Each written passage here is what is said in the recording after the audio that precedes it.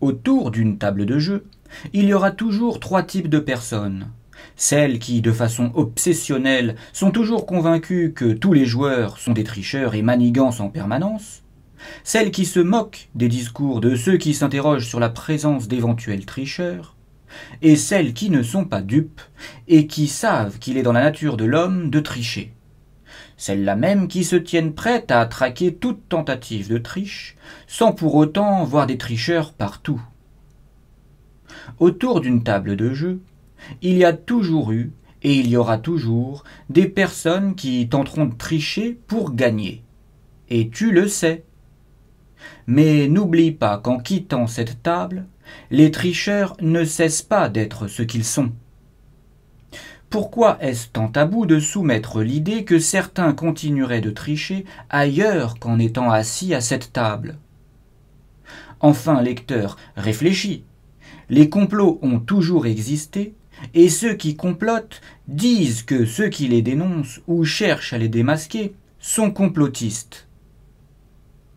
Prends conscience qu'il y a trois catégories de personnes qui sont susceptibles de qualifier quelqu'un de complotiste.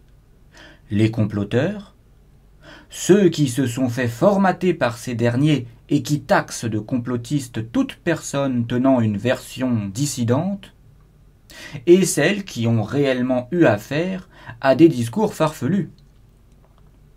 Dans le doute, il est plus sage de chercher si une personne dit vrai. Que dis-je? Tu te dois d'avoir cette attitude. Les mensonges ont toujours existé. Il en existe tous les jours, des petits et des plus grands, ceux qui brisent des amitiés, ceux qui entachent des familles, ceux dont on sourit et ceux qui fondent des empires. Ils ont toujours existé et aujourd'hui ils n'existeraient plus. Pire, aujourd'hui, en supposer l'existence porte un nom, complotisme. Mais sais-tu que le propre du menteur est de nier son mensonge, c'est-à-dire de continuer à mentir en disant qu'il n'a pas menti? Sais-tu que cette attitude est aussi le propre de tout comploteur?